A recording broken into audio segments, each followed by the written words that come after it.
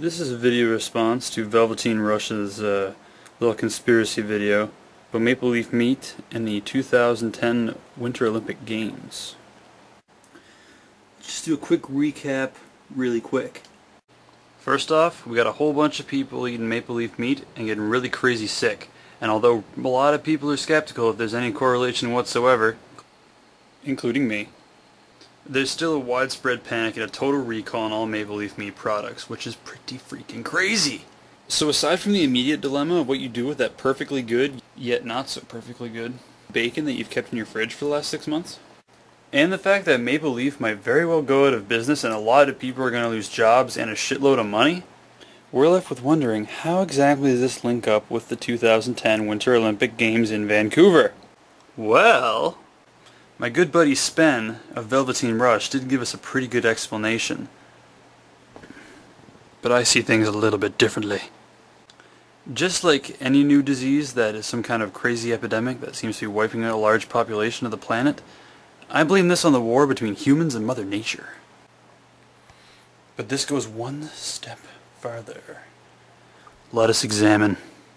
A little while ago, and I don't know exact dates, and quite frankly I don't care, whoever's in charge of New Orleans told everybody to GTFO. And why would that person tell us to get out of New Orleans? Because chances are there's going to be another big freaking hurricane that's going to wreck the place again. Too soon. Now we know the speculation is that all of these increases in hurricanes is caused by none other than... Anyone? Anyone? Yes, Al Gore? Global freaking warming. Ooh. And what does everybody think global warming is caused by? That's right. Giant freaking SUVs. So what does Mother Nature do to counteract this? Using the powers of global warming, she freaking wrecks southern USA, which, in turn, raises the gas prices all over the world so people can't drive SUVs anymore. So all credit going to Mother Nature. That would, in theory, solve the problem. But people are both stupid and stubborn and will pay thousands of dollars a year just to drive their overly large sports utility vehicle that could easily crush a small country. A small country which I'm sure the US will be invading next year to get more oil. But I seem to be a little bit sidetracked here. Let's get back to the main point with the crappy maple leaf meat. Since Mother Nature's ploy to get us to stop using highly fuel-inefficient cars by pulverizing the US with hurricanes will ultimately fail, she will resort to one ultimate final solution. One which human and nerd alike have dreaded for millennia. I'm speaking, of course, of the rise of the zombies. Now before you call me crazy, too late I know, hear me out. This is just the first step. Mother Nature has obviously implanted her crazy prototype zombie T-virus, and unless you get the reference you don't have to call it the T-virus, into some cows somewhere in Canada, which have been farmed by maple leaf meats and thus distributed to the populace.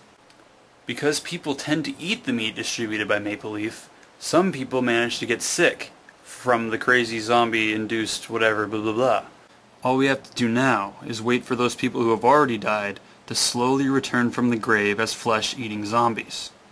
But my good buddy Spen over at Velveteen Rush may have been a little bit more right than he knew. The 2010 Winter Olympic Games are the very heart of this conspiracy. But that's just the beginning. Mother Nature, using her creepy psychic powers, have linked these two events to coincide with the zombification. Why? Because everybody digs Canadian bacon and that's the easiest way to distribute an animal-based disease. And because everyone strong enough to fight the zombie invasion will be participating in the Winter Olympic Games in Vancouver, right at the heart of the zombie takeover. Mother Nature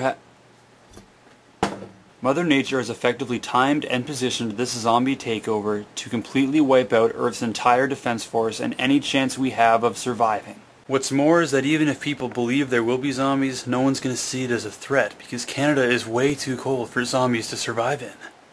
Except, since there's global warming, Canada won't be nearly as cold.